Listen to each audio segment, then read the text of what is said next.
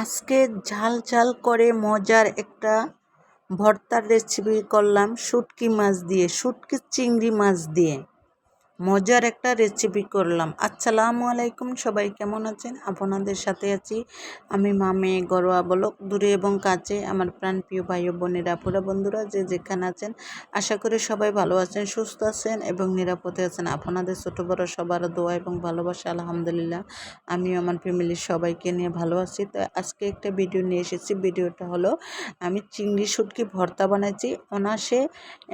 এই চিংড়ি শুটকি ভর্তা দিয়ে এক প্লেট ভাত খাওয়া যাবে, এত মজা এত টেস্ট হয়েছে।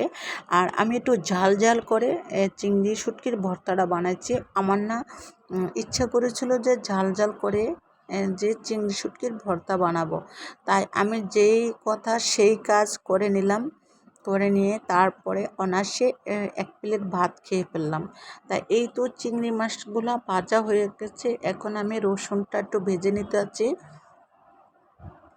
ভর্তাতে যদি পেঁয়াজ রসুন ভেজে দেন তাহলে অসাধারণ লাগবে, মানে এতটা মজা লাগবে যা বলার মতন না। আর সেই ভর্তাটা খেতেও ভীষণ মজা লাগে। আর জানি না কার কার কাছে কেমন লাগে, আমার কাছে বেশ ভালোই লাগে। আর এই তো এখন আমি এক কড়াইতেই সব কিছু ভেজে নিতে হচ্ছে, কারণ হচ্ছে আমি আর ডাবল করে নিলাম না। আর এই তো দেখেন আমি যে পেঁয়াজ রসুন ভেজে আবার কি করলাম, মরিচটা ভেজে নিতেছি। আসলে এখন কারেন্টের চুলায় যেহেতু করি আর কি বলবো, আর কারেন্টের চুলায় যে ভাজা পোড়া করতে সুবিধেই মনে হয়। যাই হোক, মাস শেষে না একটু জাল ওঠে, সমস্যা হয় না, মানে এমনিতেই সহজ, মাস শেষে একটু জাল ওঠে কি বুঝছেন তো, এটা তার বলা লাগবে না। আর এই তো মরিচটা ভাজা হয়ে গেছে, এখন আমি মরিচটা শিলপাটায় বেটে নিচ্ছি। শিলপাটার ভর্তাটা তো খেতে ভীষণ মজা লাগে। জানি না কার কাছে কেমন লাগে, আমার কাছে শিলপাটার ভর্তাটা সেই মজা। আর একটু লবণ দিলাম, লবণ দিলে মরিচটা ভাজতে সেই ভালো হয়। বলতে মরিচটা ভাজতে মানে একটু সুবিধা মনে হয়, কারণ হচ্ছে নরম হয় মরিচটা। আর এই তো মরিচটা আমি একটা ভাটা দিয়ে তারপরে চিংড়ি মাছগুলো দিয়ে দিলাম। চিংড়ি মাছটা আগেই পরিষ্কার ক্লিন করে নিচ্ছি, অফ ক্যামেরাতে ক্লিন করে নিয়ে ভেজে নিচ্ছি, তা তো দেখলেন।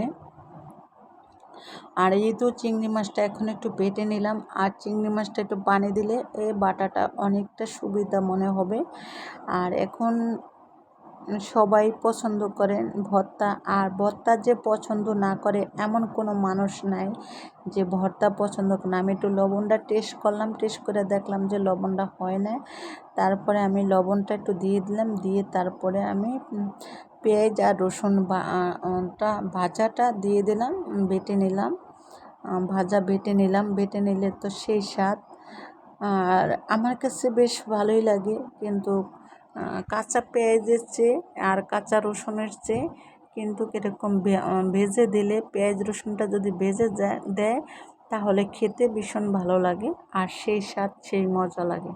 আর এই তো দেখেন আমার শিলপাটায় ভর্তা বানানো হয়ে গেছে, বাটাবাটি শেষ। এখন আমি এই তো টেবিলের উপরে নিয়ে আসলাম, নিয়ে একটু ভিডিও করে নিলাম।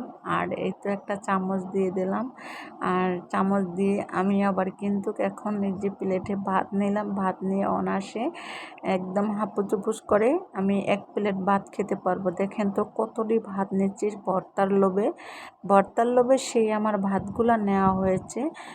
আর সেই ভর্তা দিয়ে খেতে করলাম, বেশ ভালোই লাগে।